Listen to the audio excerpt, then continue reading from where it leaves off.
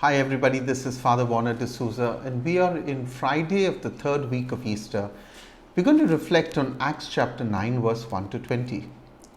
Perhaps, as many scholars suggest, this passage of the conversion of Saul, which is his Hebrew name, is one that was dear to the heart of St. Luke. For St. Luke mentions it thrice in the Acts of the Apostles, in Acts chapter 22 verse 6 to 16, 26 12 to 18. This is the third conversion story that we will read in quick succession. The Samaritan conversion, facilitated by Philip, is followed by the eunuch of Ethiopia, and now the showstopper, the conversion of St. Paul. It is a fallacy to believe that humans have the power to convert.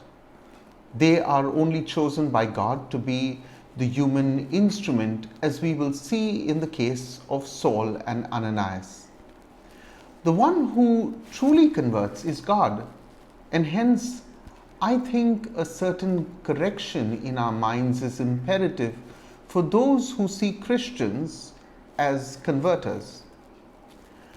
The passage begins with the rage of Saul against the Christians. We are told he is still breathing threats and murder against the disciples of the Lord. Anger, if not checked, can be a ballistic missile gone rogue, crazy enough to murder others. To ignore anger as a minor irritant in our spiritual life is to ignore the early warning signs of the impending doom of our actions. Where the mind goes, the man follows. Paul has set out on the way to Damascus to put to death those who belong to the way. This is how the early Christians were referred to, people of the way. It is ironic how Saul, who had lost his way, was seeking those who were off the way. Yet it is on the way that he encounters the Lord of the way. The encounter, we are told, is sudden, for God enters our life at His time when we least expect. This word suddenly finds itself in Acts chapter 2 verse 1 on the day of Pentecost, and again in Luke chapter 24 verse 4. Both Acts and Luke are written by St. Luke. Interestingly, the Lord does not only make a sudden appearance, but He also carefronts the person with a direct question. Jesus makes it clear that it is not the Christians that Paul is persecuting, but Jesus Himself. Why do you persecute me? I am Jesus whom you are persecuting. We see this in verse 4. When the Lord breaks into our world, He demands a radical change. A Christian who has experienced the Lord must now get up. Paul is asked in verse 6 to get up.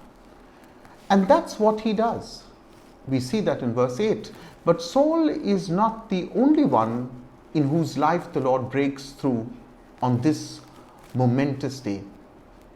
There is another, and his name is Ananias. He too is asked to go in verse 15 and lay hands on Saul and baptize him. Was it easy for Ananias to do God's will?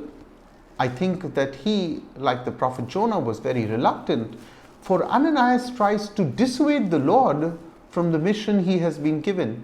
It almost seems like Ananias has forgotten that the Lord knows everything, for he wants to remind Jesus that Saul is full of evil.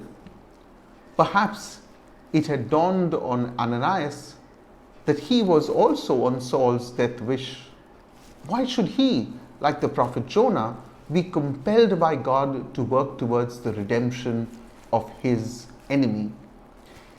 And yet, God uses Ananias, reluctant as he may be, to be the instrument of His grace. Perhaps there were two conversions that day, Saul and Ananias, two mindsets that were changed, one towards the love of God and the other towards the love of an enemy. The conversion of Paul has both the horizontal and the vertical dimension tracing the pattern of the cross. How do we know for certain that Ananias was also converted from hate to love? The answer is in his address to Saul when he meets him in Damascus. He addresses him as Brother Saul, and we read this in verse 17. I want to thank you for following these videos. We pray for you, and if you like these videos, please share them with one another and subscribe to this channel. God bless you and have a wonderful Easter season.